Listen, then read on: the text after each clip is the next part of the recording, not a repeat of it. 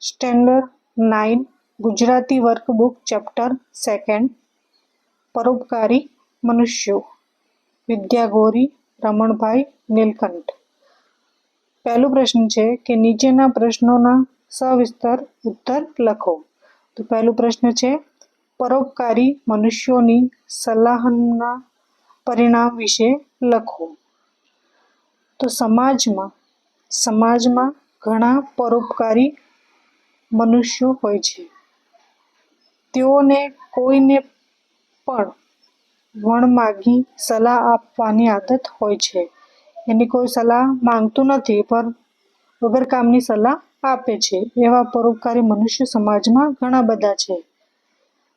તેમની આ આદતથી સલાહ લેનાર વ્યક્તિને ફાયદો થવાને બદલે ઘણીવાર મોટું નુકસાન થતું હોય છે।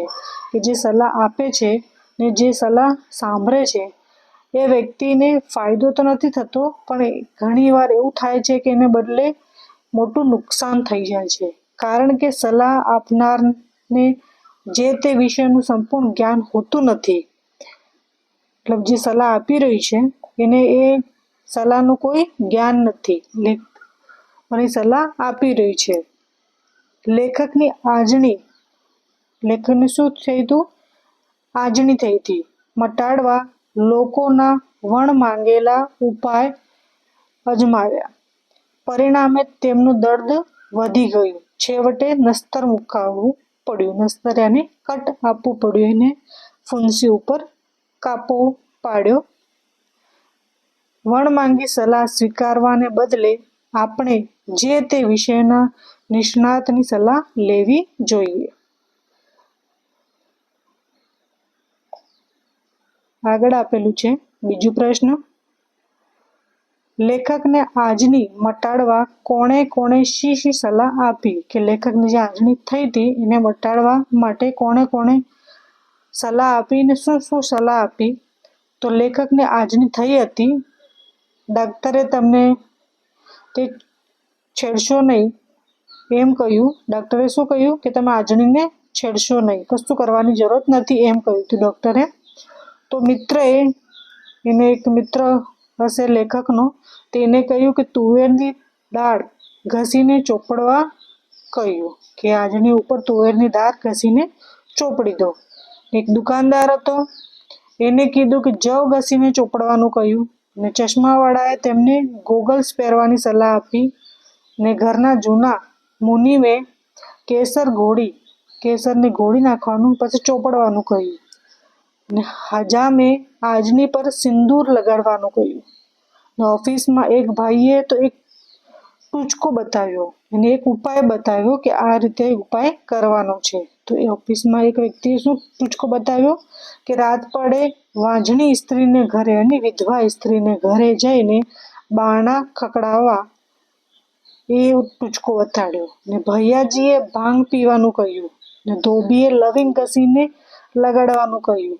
પિંજારાએ ઈંડાની સફેદી લગાડવાનું કહ્યું, ઈંડાનો જે સફેદ ભાગ આવે છે એ લગાડવાનું કહ્યું ને ઘરની દળનાવાળી જે દળે છે એ આંબલીનો જે આંબલી આવે છે ખાટી આંબલીનો કચુકડો ઘસીને આજની પર વળગાડી દેવાની સલાહ આપી અને મારવાડીએ ગોળ ચોપડવાનું કહ્યું।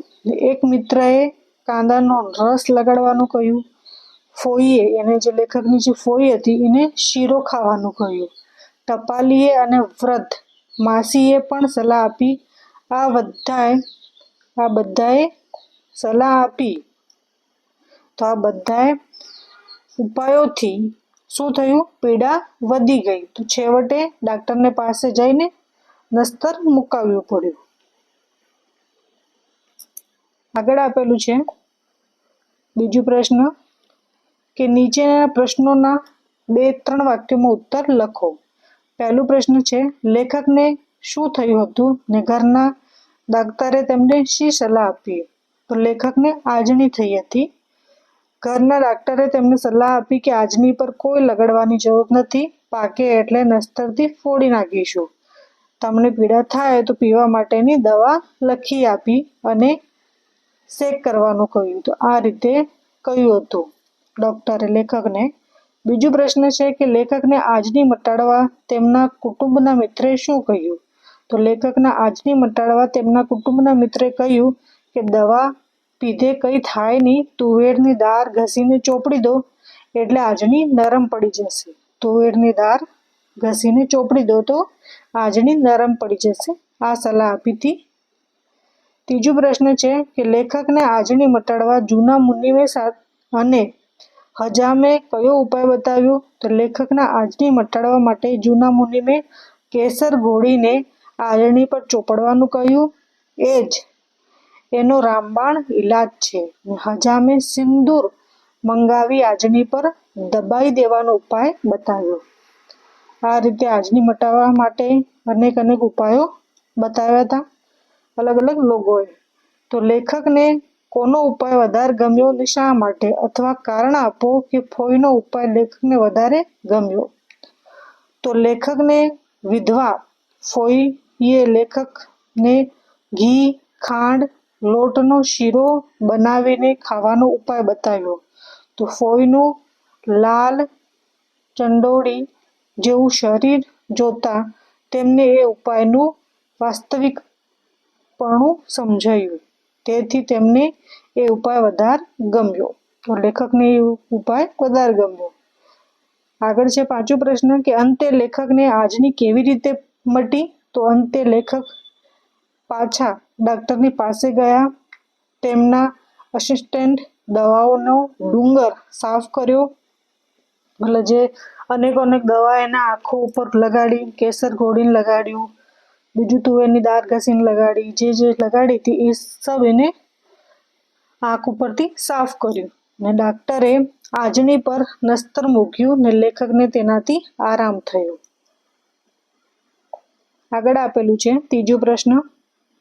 નીચેના પ્રશ્નોના એક વાક્યમાં ઉત્તર લખો. પહેલું છે કે એક ઈંડું લાવી તેની સફેદી આજની પર લગાડવાનો ઉપાય કોણે બતાવ્યો? તો એક ઈંડું લાવી તેની સફેદી આજની પર લગાડવાનો ઉપાય પિંજરાએ બતાવ્યો. બીજું છે આજની પર સિંદૂર દબાવી દેવાનો ઉપાય કોણે બતાવ્યો? તો આજની પર સિંદૂર દબાવી દેવાનો ઉપાય હજામે બતાવ્યો. તમારે લખવાનું છે આને હજામે. આગળ આપેલું છે આજની પર તુવેરની દાળ ગરમ કરીને લગાડવાની સલાહ કોણે આપી? તો આજની પર તુવેરની દાળ ગરમ કરીને લગાડવાની સલાહ ટપાલીએ આપી. ટપાલીએ. લેખકની ફોઈએ આજની મટાડવા શી સલાહ આપી? લેખકની ફોઈએ આજની મટાડવા શીરો ખાવાની સલાહ આપી. પાંચું છે છેવટે આજની મટાડવા ડાક્ટરે શું કર્યું? તો છેવટે આજની મટાડવા ડાક્ટરે આજની પર નસ્તર મૂક્યો. પરોપકારી મનુષ્યો પાઠના લેખક જાહેરમાં કોનો આભાર માને છે? તો પરોપકારી મનુષ્યો પાઠના લેખક જાહેરમાં એમના હિતેચ્છુઓ અને જે હિતેશી હતા, જેની સલાહ આપતા હતા, એનો આભાર માને છે. આગળ આપેલું છે સાતો પ્રશ્ન. ભૈયાજી, હું ભાંગ કે બીજું કોઈ કદી કોફી પદાર્થ પીતો નથી. આ વાક્ય કોણ બોલે છે? તો ભૈયાજી, હું ભાંગ કે બીજો કોઈ કોફી પદાર્થ પીતો નથી. આ વાક્ય લેખક બોલે છે. આગળ આપેલું છે શેઠજી, અમારા લોકો તો આવી આજની થઈ હોય તેના પર ગોળનો ચપકો દે. આ વાક્ય કોણ બોલે છે? તો શેઠજી, અમારા લોકો તો આવી આજની થઈ હોય તો તેના પર ગોળનો ચપકો દે. આ વાક્ય મારવાડી બોલે છે. કોણ બોલે છે? મારવાડી. આગળ આપેલું છે ગાંધી વેદનું સહિયારું એટલે શું? તો ગાંધી વેદનું સહિયારું એટલે સ્વાર્થ માટે બે વ્યક્તિનું ભેગા થવું. આગળ આપેલું છે ચોથો પ્રશ્ન. નીચે જોડકા યોગ્ય રીતે જોડીને ફરીથી લખો. અ પાત્ર છે, બ ઉક્તિ છે. તો દાક્તરે શું કહ્યું હતું? દાક્તરે એના પર કોઈ લગાડવાની જરૂર નથી. તો એના પર કોઈ લગાડવાની જરૂર નથી. દુકાનદાર બોલ્યો કે જવ ઘસીને કામ ચોપડતા નથી. જવ ઘસીને કેમ ચોપડતા નથી? ત્રીજું છે મુનિમ બોલ્યો કે બધી વાત જવા દઈ કેસર ઘોડી ચોપડો.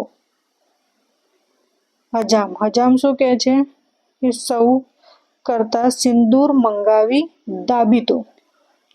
આ રીતે નીચે ઉત્તર લખવાનું છે.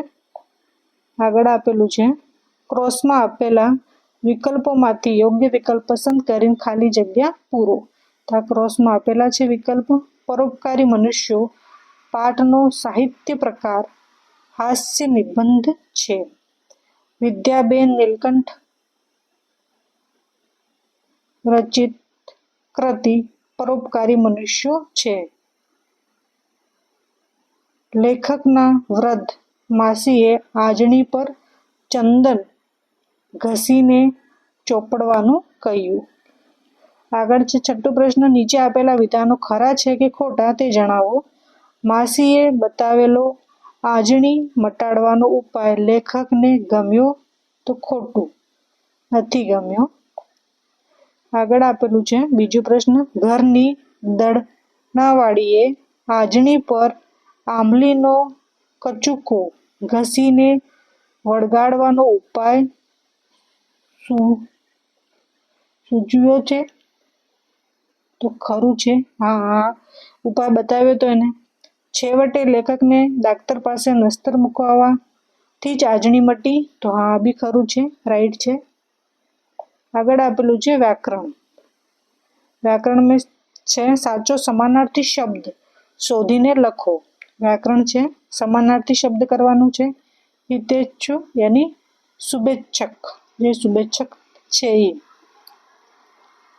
એની બ. પગાર યાની વેતન. જપ ખપ યાની જરૂર. ટૂચકો યાની અખતરો, જે અખતરો કરે એ.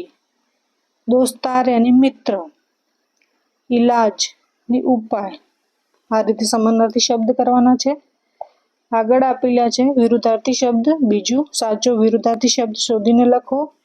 ભોળું તો કપટી, સ્વાર્થ તો નિસ્વાર્થ, કાળજી નિષ્કાળજી, વિધવા સધવા. આગળ આપેલું છે, નીચે આપેલા વિકલ્પોમાંથી સાચી જોડણી શોધીને લખો. સાચી જોડણી શોધીને લખવાનું છે.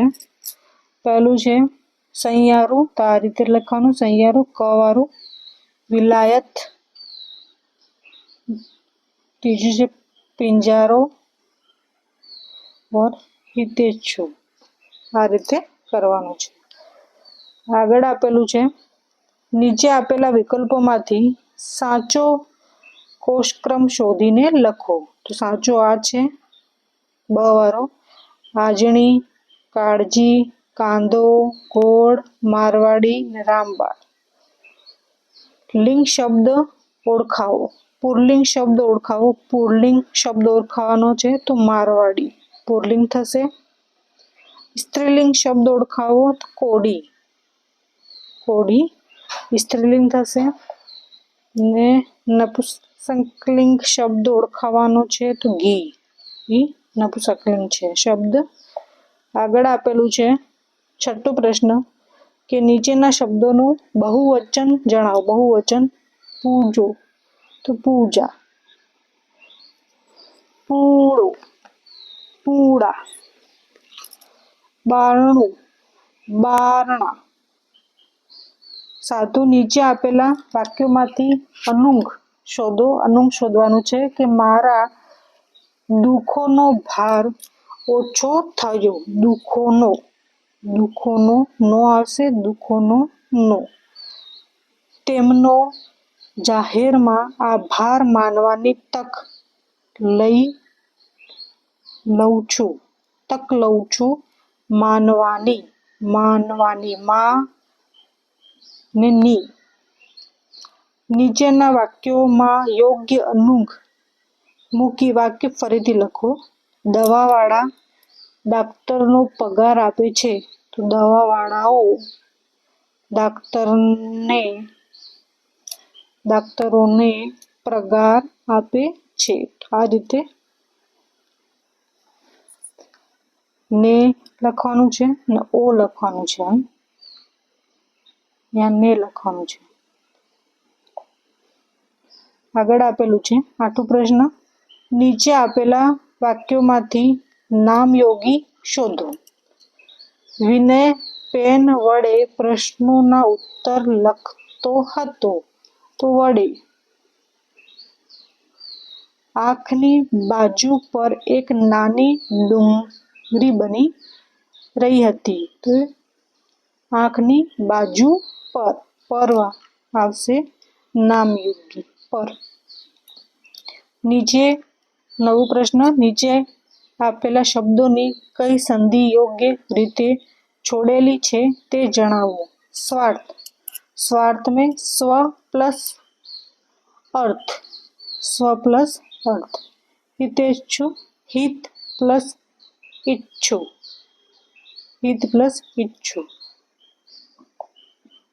આગળ આપેલું છે 10 પ્રશ્ન. નીચેના રૂઢિપ્રયોગોના અર્થ લખો. પૂળો મૂકવો, એની બાળી નાખવું, નષ્ટ કરવો. કોડીનું ખર્ચ ન હોવું, એની મફતમાં થવું, મફતમાં થઈ જવું. આગળ છે નીચે આપેલા વિકલ્પોમાંથી શબ્દ સમૂહ માટે એક શબ્દ શોધીને લખો. જેનો પતિ અવસાન પામ્યો છે તે સ્ત્રી, તો વિધવા. પેઢીનો મુખ્ય ગુમાસ્તો મુનિમ. થશે એનો અર્થ. આગળ આપેલું છે બહુ પીડા થાય તો શેક કરજો. આપેલા વાક્યોમાં રહેલું વિશેષણ ઓળખાવો, તો બહુ. વિશેષણ શું થશે? બહુ. તો આ રીતે લખવાનું છે. મેં કહ્યું, ભૈયાજી, હું ભાંગ કે બીજો કોઈ કોફી પદાર્થ પીતો નથી. આપેલા વાક્યમાં યોગ્ય વિરામચિહ્ન મૂકી વાક્ય ફરીથી લખો. તો મેં કહ્યું, આ રીતે કરવાનું છે. Double inverted comma. ભૈયાજી, હું ભાંગ કે બીજો કોઈ કોફી પદાર્થ પીતો નથી. આપ મોટા માણસ છો, હું વધારે કહી શકતો નથી. આપેલા વાક્યમાં યોગ્ય સંયોજક મૂકી વાક્ય ફરીથી લખો. તો આપ મોટા માણસ છો એટલે હું વધારે કહી શકતો નથી. આ રીતે કરવાનું છે.